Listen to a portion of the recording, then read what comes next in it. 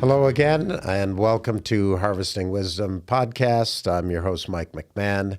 Today, I have with me Taylor Perkins and Joe Rizal. Worried I wasn't going to remember your name. Both have been on our earlier podcast, so this is kind of an updated one. Taylor, of course, you're a client relationship manager with Chasse Building Team. You're a team impact player. You're leadership development focused, and you're working in a collaborative learning environment, and you're a big advocate for that. And that's kind of what you do with your job. So that's Joe, of course, is with UFEs. He kind of operates and runs UFE, part of pretty much everything. So lately, you guys have been working together on a couple schools. I think you had one that was fairly big. What was that all about? Yeah, the great thing about urban farming education is we have the opportunity to partner with businesses in the community, but it's also in doing this, it hasn't been just write a check or show up to an event. We get to leverage the expertise of our partners as well. So we're currently working at Valencia Newcomer School. And one of the great things I learned about Taylor is that she's a master gardener. And she has a passion for gardens in the community. So having that opportunity to actually go in and work with your partner and learn as you go is very exciting. So what are some of the things that we worked on at the last garden? So this last Saturday, we had chalk paint. So it got a little messy, but we were painting some of the transformers on site where their garden is, just to kind of beautify them up. And then so the kids can kind of have their lessons on that chalkboard paint. They can draw pictures. Like, I think there was a few messages on there when we left. So just something to pizzazz the garden up. And then we push this concept of STEM. We really should be talking STEAM. Yes. Because I'm like a big art fan myself. Yes. And I think that one of the reasons you build a garden is the aesthetics anyway, right? Absolutely. All along when we first started, I talked about taking a school from an institutional setting to a garden-like setting or to a park-like setting. And so that's cool that you do that. Yeah. It's a little extra effort, but it's probably the more fun for a lot of the kids too, Oh, absolutely. And it's another thing to engage them with. I mean, Right. and it's something so simple. I mean, So chalk. so you started with that, and then how far along have you gotten on the gardens? Well, we're gonna take 3 days to do the work. So the first day we rehabbed a lot of the beds, and that's one of the things that when urban farming goes in and works with the school, we talk to the schools about purpose, and you alluded to one of the purposes. We advocate for STEM education, so. Talking to the schools. STEAM. Oh, I'm sorry. I already forgot. That was like 30 seconds. That was horrible. But we really want to advocate for using the garden in an instructional way. So going back to your point, that's why we painted the electrical boxes. So we go in, and one of the questions we asked was, how can we turn this into an instructional area? How can we have an outdoor classroom? And you don't always need to put in benches, or you don't always need to put in tables.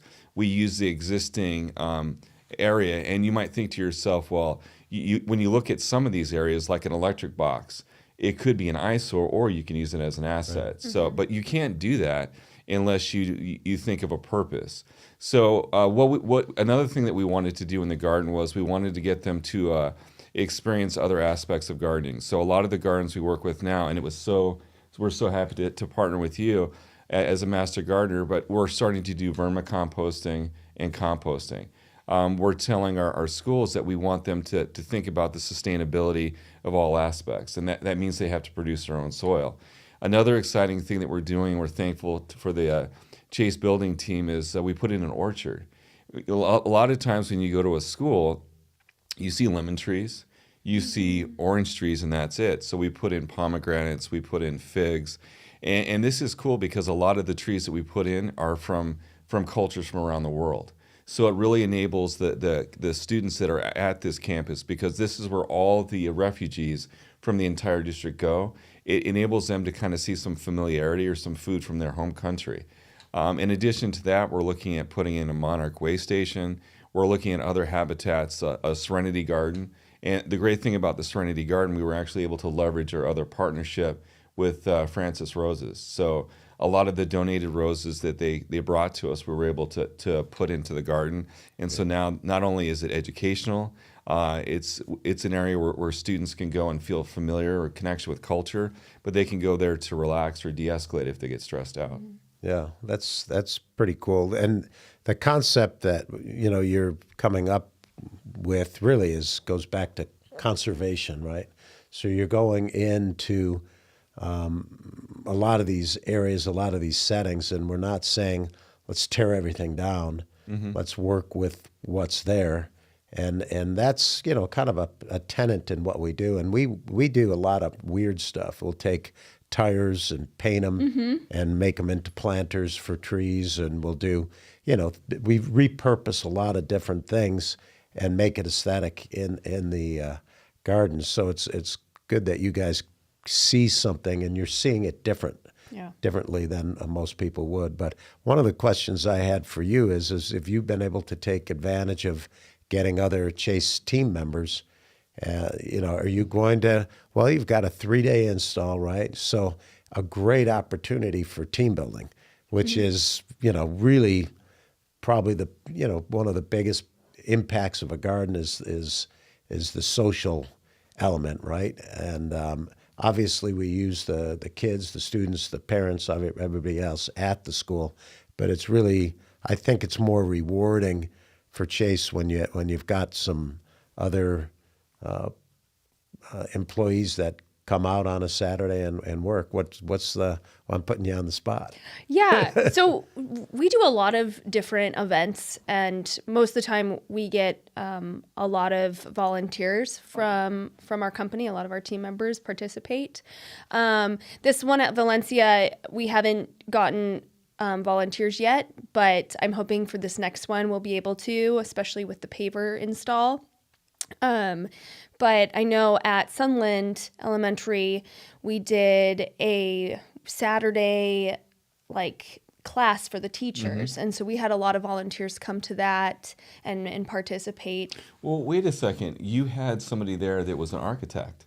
So her friend is actually going to help us design a greenhouse for one of our new schools. Oh, that's cool. Yeah. Yeah.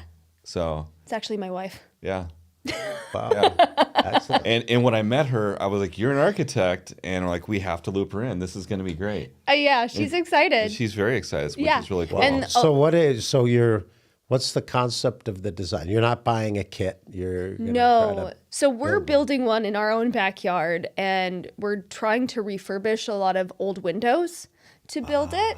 And it's actually a concept that is catching a lot of interest in most gardeners that want to build a greenhouse, just trying to refurbish and reuse and recycle. So that's kind of what we're trying to do. So we had brought it up to Joe last Saturday, and of course, Joe being Joe was like, "Hey, great idea! You guys come do that for us." Let's come and do it. Yeah. Well, and It looks cool when you get those wooden frames that are kind of peeling paint and different colors, maybe pastels in there and that kind of thing. And then you look at the whole thing and it's like beautiful. It's the A in STEAM. It's art. There you go.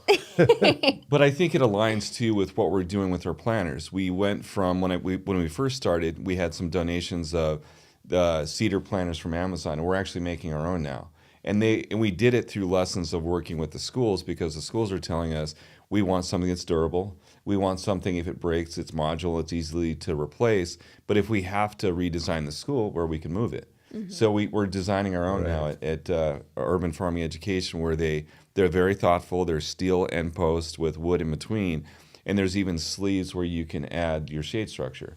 And the best part of it is they look amazing, and they're cheaper than what you can buy on Amazon. And you can use those same concept for composting and Absolutely. vermicomposting. We've got the pit that we've did at the yard as well. So it's the idea of being mobile is important Yeah. because a lot of these schools, they'll give us a space and then down the road they want to change and put it somewhere else. Well, and at Valencia, they have two fairly large masonry block planters. And I'm not a big fan of those because I feel like it just heats up the soil so fast, especially in our hot summers. Yeah. So they're going to reuse those as their composting Perfect. bins, essentially. Yeah. Or their composting space. So it's perfect. They're clearing them out, and that's what they're going to use Can them handle for, the so. heat and, and the whole thing. And they can get a little wet. You know, composting is a little bit of a wet thing, but that's fine. I mean, the planters can, you know, a masonry planter can last quite a while. Definitely. So, But it was cool to see that they're just using what they have in their space. yeah, and some of their planters they had were like pretty small. So you have to like, okay, what are we going to put in a planter like that? It could be a pomegranate tree. It could be, you know, something. But, you know, sometimes some of those early garden designs, you wonder what people were thinking. But, you know, again, you can incorporate it and go through. So you did come up with a layout and a design. Joe was his first architectural Yeah. He did a endeavor. great job. Yeah, but from what you're alluding to is really important in its purpose, and honestly, that's why I like working at UFE, but I like working with our partners too, because when I look at the garden, I look through it at a specific lens. When you look at it, you're coming from a different industry and you see it differently. But you travel the world too. You go to gardens all over the world. Oh. He sent me a million pictures of what you saw in Costa Rica. But even with those pictures, we're starting to incorporate vertical gardens and different. You know, what's strategies. crazy is I go to some of these gardens in areas that you know, don't associate with wealth, right? And the gardens are like so much better than most of the gardens we have. It's like we don't put a priority on it. The one in Costa Rica had a, you know, converted part of a grass area, so it was kind of cool the way the kids could sit in the grass and that kind of thing. But they did the tires that were painted, and then off to the side they built a big, more of a hoop house than a greenhouse. And hoop houses really are effective, you know, because they're so cheap to put in. I think they were using PVC or steel, recycled steel. And then you can change it from plastic to shade in a heartbeat. And it's basically doing the same thing that a greenhouse would do. Yeah, I think of greenhouses, I think of guys trying to grow orchids or something really specialty, you know, like if I did that in my backyard and I had time to do it as a hobbyist. But yeah, these gardens kind of inspire me because they're done. You know, obviously they're done on a budget, and that's what we try to do too. Is leverage. You know, Chase has been good to us and helped us with some funding on some of this stuff, but most of that funding is going for materials, and if it's well thought out enough, the products are sustainable. With some team membership and with the schools doing most of the labor, you know, and it being so quick, the points in time that you need people to actually work on it, it's pretty minimal. Yeah. You come in, you do an install, and then you can continue on that same school. You can continue little improvements that help with the pedagogical aspect. You know, you can add in giving them a microscope or, you know, something inexpensive that really takes the garden to another another stage. But the gardens that you're doing right now at Valencia, at least that was a nice long one. You know, sometimes we get these weird little spaces at schools that we got to work with, and but yeah, getting that leverage. Most of it is materials only. And if it's well thought out and it's mobile and it's usable for a long period of time, it's a great return on investment for anybody who you know comes in and helps us with it. The other part of that is how the vegetables themselves. When you take a look at, we have 3 seasons in Arizona, but really with schools you have more like 2 because nobody wants kids out there in 120 degrees, Right. and they're often on break during the summer. But in that time period, most of our work is pretty intensive. I would call it intensive agriculture, because in a small area we're growing a lot of stuff, and just the product that you're producing, which we use, right? They use it in the cafeteria. The kids can take it home, that kind of thing. If you look at the price, the price that is on the USDA, the average commodity value of a stalk of broccoli or lettuce or whatever, we take that. I've taken the price and we've calculated for instance, in a 48 bag ready-go garden system, X number of square footage, that after a year, with 3 seasons it was a year, but let's just say in 2 years, just the value of the produce we've grown covers the cost that we installed, the entire garden with, right? So that is kind of a cool thing. And if these gardens are truly engaging the community, they last years and years and years and years. And, so if you really think about it, what other philanthropic effort can you get where your money is growing 10 times in that amount of period? And it's really not always about the money either. It's, again, when we engage businesses to come in and they do that team building and they see their efforts over a period of time actually make a difference in the community, it's kind of a cool thing. Well, that entire experience, too, is truly priceless. Those kids are going to be able to take what they've learned and use it for the rest of their lives. Yeah. I mean, I wish that when I was a kid, I would have had that experience in a garden. Because, I love gardening now, but I didn't find it until I was a little older. You truly can't put a price on that. Yeah. I don't know if I liked it when I was a kid, but, my father was a gardener and he was also a bit of a maniac. And I didn't get any of the fun stuff to do. It was always the labor. But I did learn along the way. And then when I was 12, I took care of 17 lawns and homes in the area, and they all had gardens. So I got involved with it that way too. And I did a lot of, I don't even know where I got some of the ideas, but some of them were wrong, as I look back. But it is kind of funny how these experiences early on, you don't even realize 20, 30, 40 years later that they're part of you, and you incorporate them into something totally different. Absolutely. It's the same thing with education. How many of us go to school, go to college, get a degree in something, and then we don't do that.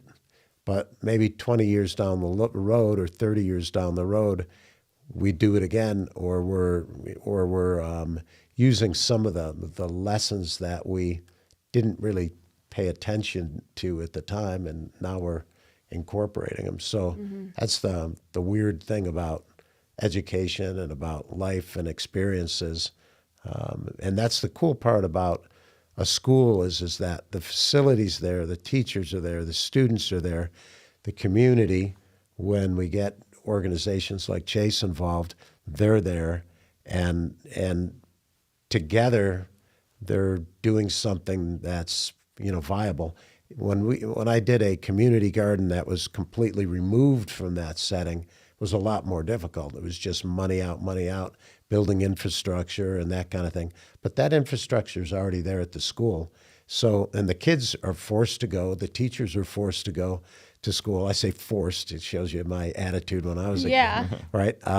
But they're there 8 hours a day, 7 hours a day, 5 days a week, and they're put into a classroom. We're just taking that classroom outdoors and kind of vetting some of the natural curiosity that the kids have. And I love the idea that, art is brought in.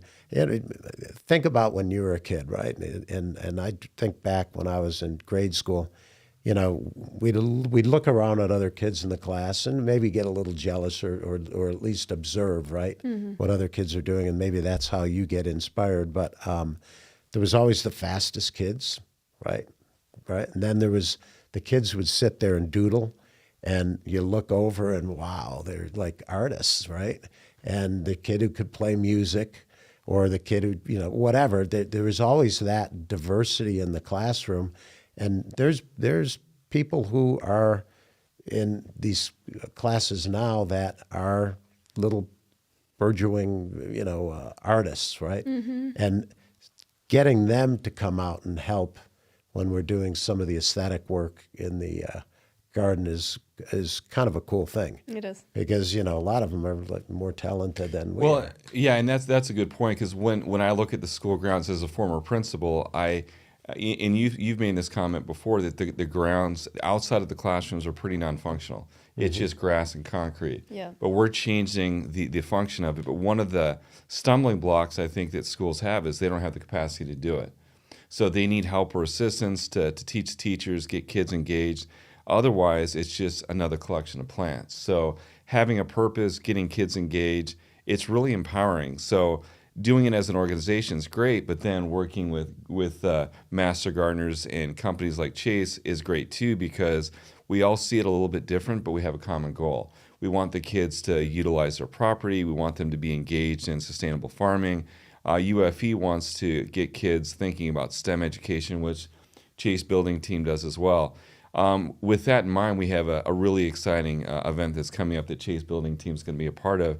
We're going to have a conference this summer. It's UFE's first conference, and we have some exciting partners. We have the USDA, we have their sister agencies, we have ASU, possibly hosting at GCU. So it's giving us the opportunity to work with different governmental agencies, different industry leaders, to show them that this isn't something that we're doing in isolation. It's something that we're engaging the community and working on together.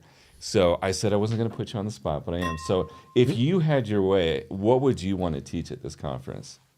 Oh, no. I know.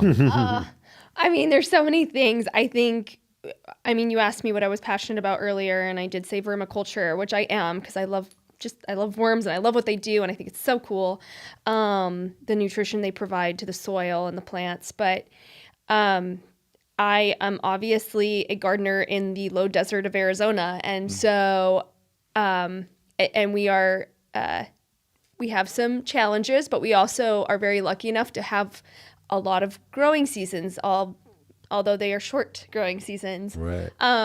So I think, between vermiculture and low desert gardening, I think those two things are probably my biggest passions and probably something I want to talk about. Yeah, and it was a really great experience going to Sunland with you, because we tried something different. We had existing composting bins, and I didn't tell you this, but we went back and took pictures of the soil, and it's black. It looks so, so good. But we ran into some troubles with the kids, because we were having third graders trying to turn soil, and they couldn't do it. So we had to get an aerator, and the kids were able to do that. But when I talked to the teachers about vermiculture, just the look of fear on their face, like, what do they eat? What do they do?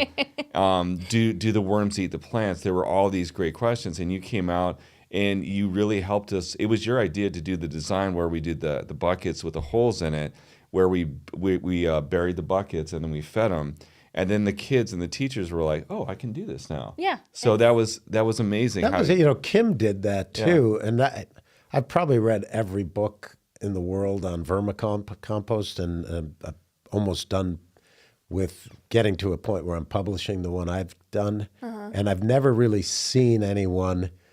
Normally, you separate the vermicompost operation from the garden, but what you're talking about is putting that right in the garden, and feeding them. It just creates this little ecosystem, and I think that's. A lot of gardening. To your point, like when you were in, was it Puerto Rico or Costa Rica? Costa Rica.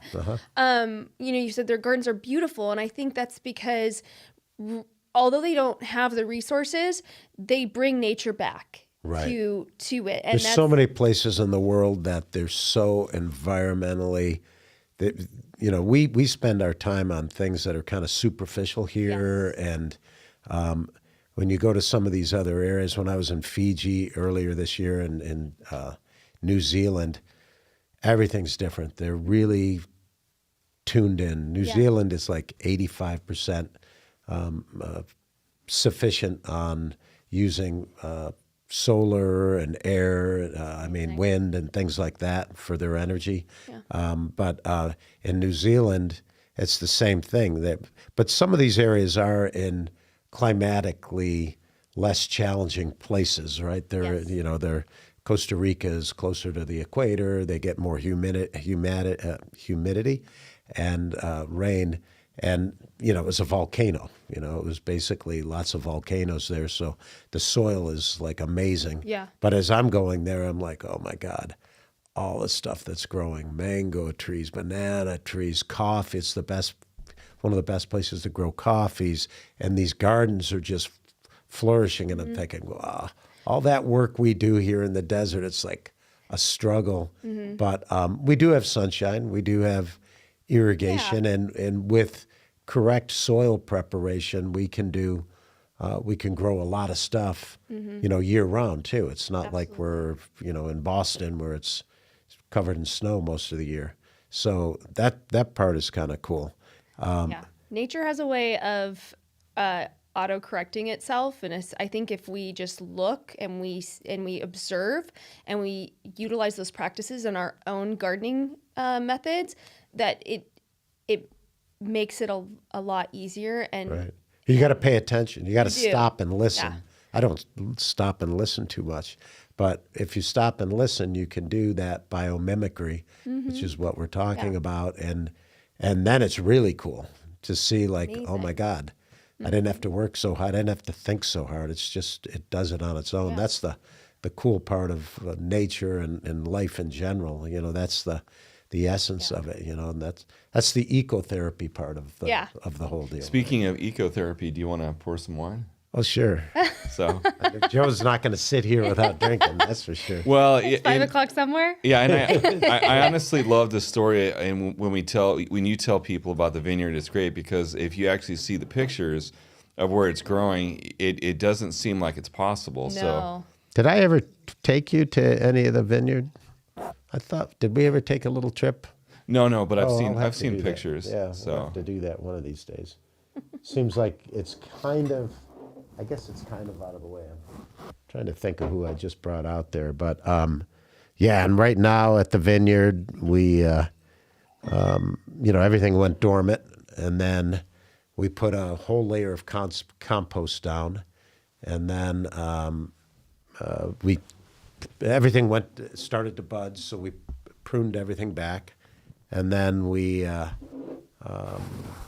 In the next week or two, we have a new blend, a Bacchus blend, which is compost, vermicompost, and zinc, and it's got a couple other things. And so we'll put those on each of the vines. And as things grow, in the next month or so, we'll start seeing probably in a month and a half, we'll see grapes. And so we thin out the clusters, so there's not that many. Sucking all the energy. And then because we're in Arizona and it gets so hot right at they call it veration, when the green grapes turn purple.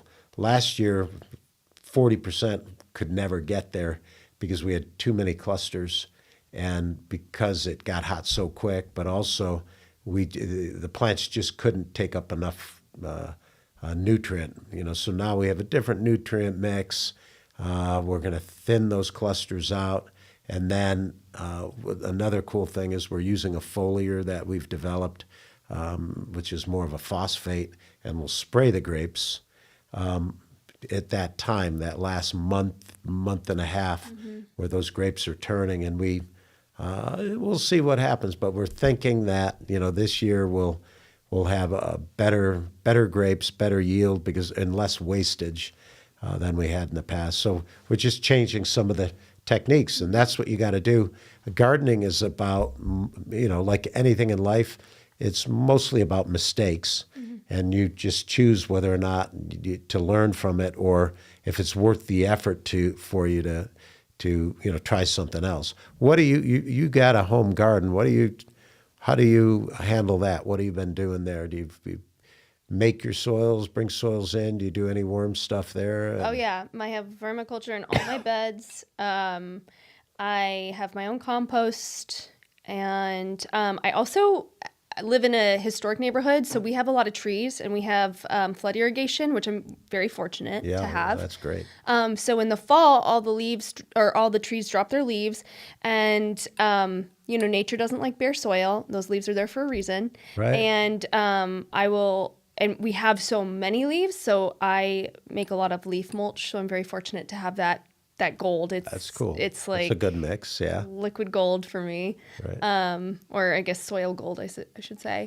And then I will kind of reuse scraps in my house. So like when I peel a banana, I'll put the banana peel in water and use that as a fertilizer for my tomatoes. And I'll just, my calcium, eggshells. I save all my eggshells. I bake them and turn them into a powder and mix them with a vinegar solution so that calcium is pulled out faster from the eggshells. You've just added a little acid with the vinegar. Mm-hmm. And we have a high pH, so that drops that. That's another. So I just cool use little tips and tricks, and like you said, it's trial and error, and I can't tell you how many times I've failed, but that has provided solutions Right. to a more flourishing garden in the long run. So it can get a little defeating sometimes, but Oh yeah. I think that's the amazing part of bringing this to students is they are, it's piquing their curiosity. It's making them, observe things and come up with new solutions and think critically, which I think a lot of us don't think critically anymore. Right. And because we have this and like a phone in front of our eyes all the time with all the answers. Exactly. So it really does slow you down. And in this life, this rat race, it's something really cool. And I love that these students at these schools are getting to experience that at an early age. And most people don't realize the amount of waste in agriculture, Oh, yeah, even in it's crazy. industrial agriculture. They say 40% of it doesn't make it, out of the fields for one reason or another. It's not the right shape. It's not the too ripe or underripe or whatever, or the bugs get to it and they didn't catch it in time. And there's a lot of different factors behind, how they didn't. Maybe when they were gleaning the fields, a certain percentage didn't make it through the harvester, things like that. So when you're doing it at home, you should realize, even the professionals have issues with, growing stuff, right? But one of the little tricks or techniques I use when I'm composting is I just take everything in the kitchen that's usable, coffee grinds, whatever, banana peels, and put it in a food processor, and then add water to it and turn it into a little bit of a slurry, and then layer it, right? So if you're using your leaves, you can layer it in between the leaves in a thin coating. It's not cheating for you to get some of our dairy composted manure. I love, hey, Again, but you don't have to spend that much No. because you can do layers of it because you're providing a lot of your own with the leaves and with the food. And if you do it in layers, the reason it's kind of cool is that insects and bugs are put off by the manure or by the composted manure, and they're kind of buried and hidden when you've got it, in that layer. And it's a liquid layer, so the microbes, because you've just gone through that process, you've increased the square footage or square inches surface area of that fruit when it's all ground up. You got little pieces or whatever, and because of that, the microbes can go crazy, and now it doesn't take as long to decompose that. So it's another way of kind of keeping the insects at bay, so to speak. great idea. But I love the idea that first person I know that has cook their eggshells and add vinegar to it. That's another cool. So there's so many different things that, Yeah. and Joe and I were talking before about, we established a community of gardens for Arizona. And it's difficult to get everybody to talk to each other, but part of our sustainability long term is to have, we have that, on our website. We have tricks and that kind of thing. There's all kinds of blogs and different resources, but the biggest thing is getting gardeners like you at home or a school teacher to be able to go online and communicate.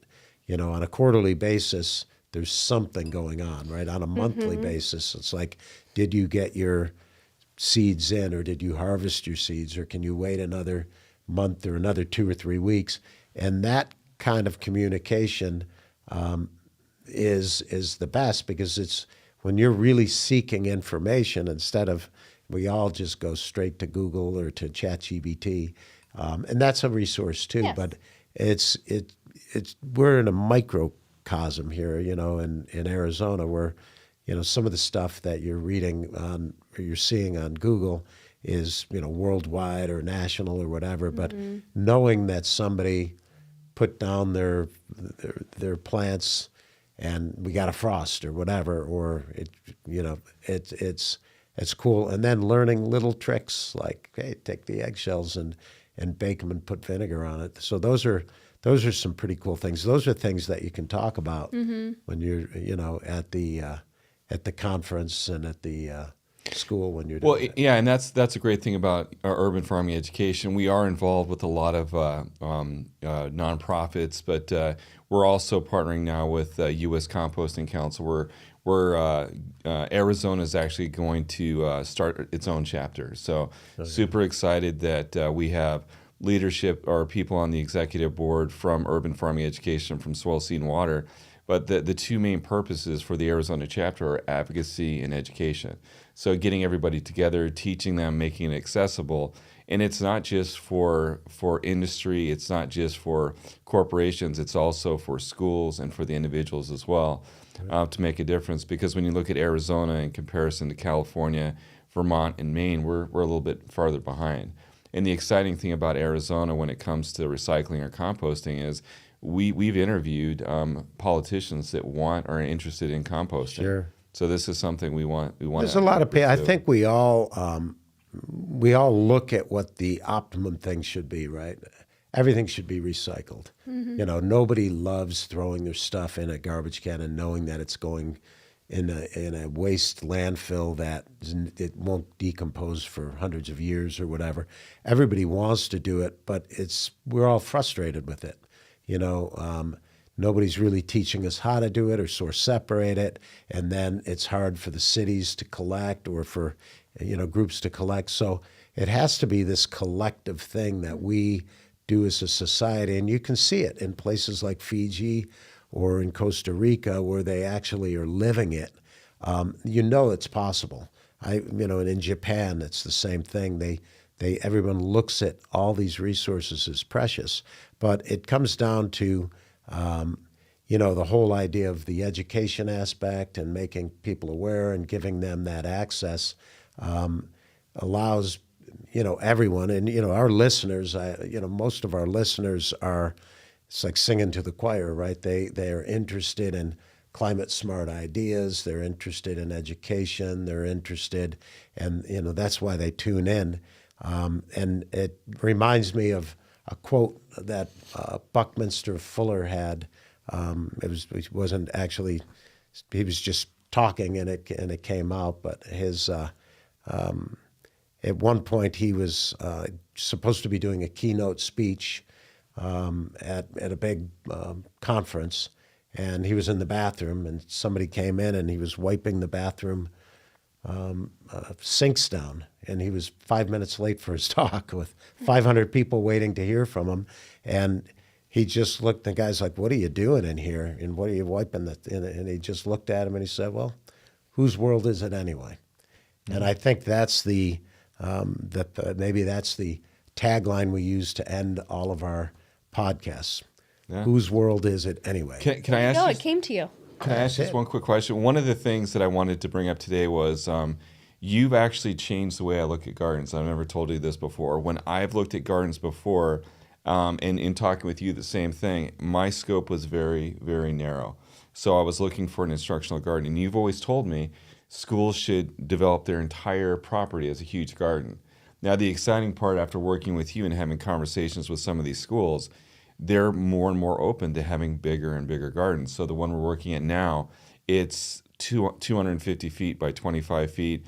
There's one in Litchfield that's even bigger than that. When you look at a school and you think of what the ideal garden could be, what do you see? Because I know it's a lot different than I see. So what do you see? What would be the ideal best case scenario for a garden at a school? I think that for any garden, it's companion planting and making sure that what you're planting is working with other plants and they're supporting each other and they're bringing in pollinators and there's multifunction to a garden. It's not just this bed is just for tomatoes and this bed is just for flowers. You can combine things that create a little bit of an ecosystem and support each other and put ground cover to protect the soil and retain moisture. When we were talking about the roses, it was like, okay, what can we plant with the roses? What likes heat? What's going to protect the roses and provide a little bit of shade or whatever it may be. I always think that the best gardens have multiple functions and that certain plants are planted with other plants to either deter pests or attract beneficial insects or whatever. So it's just a little like Well, this happy is what place. we're kind of like a Trojan horse in the Chase team. They don't know that's what we are, but you've got an entire ecosystem of people. You build schools. Mm-hmm. I mean, that's one of your big. You're one of the big guys in town that in Arizona that do that, right? And so that means you're working with the architects. That means you're working with school districts. The idea is to start incorporating it early, so Yeah. we're not having to retrofit all the schools so much. But you could be. The more people get involved, and if we can get some of your architects, and we're going to pull more and more people. But if they start seeing it, why not put in citrus to some degree in the landscape, or put in stone fruits, or put in palm trees, or just bushes, hedges of pomegranate and things like that, Yeah. where they're already putting plant material in. And my idea of a perfect school in Arizona, we're either using native plants or using plants that can be used as food or medicine. Yeah. That if nothing else, it's pedologic. The kids can go and see it, and they can, whether or not they can harvest a date or somebody else does that, it doesn't matter. It's the fact that the school is got all that going on. And I agree with you. What you're talking about is having diversity in the garden, right?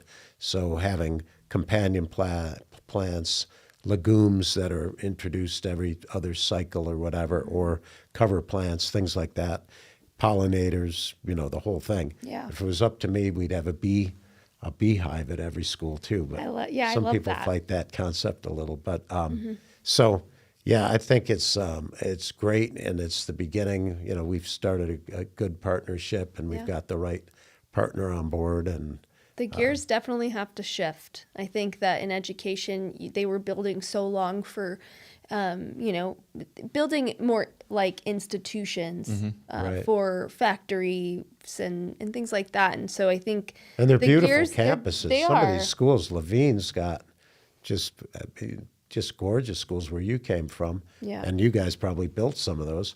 But the deal is that there's got to be that social glue that's part of that. And I think garden venues are what we're doing, or the STEAM labs, we call it a STEAM lab. It just takes advantage of what's already there, and Right. from a budget standpoint, it's insignificant. If it's done early on, Oh, absolutely. It's part of if it's part of the planning. process, it's really not a huge costly. It's not have a garden club versus the football team or a chess Yeah. club. It's nothing to do with that, and it can be all inclusive as we do it. So, anything else we want to? Yeah, I mean, we were talking about it just last Saturday at Valencia because it's a school where a lot of the refugees go, and it's gardening is kind of like music or dance. It's like a very universal language, and it doesn't matter if you can't speak the language. It's something they're going to know. Yeah, the earth is the or at earth, least it's right? something that they're going to be able to do with their hands and see and observe. So I just think it's just really cool too to bring that into an education aspect, because regardless if you speak the language or you're just very different so then somebody else, like you're not an athlete, you're an artist or whatever it may be, you can come together and watch something grow and learn. Everybody's got to eat. Yeah. No So I just matter think who that's you are. really cool too. It's a Yeah. cool aspect. So what Yeah, you guys that's are doing cool. about Yeah, I had when we had Agave Farms community garden uptown. We had the international refugees had a section of our plot, and one day I got a call from the USDA.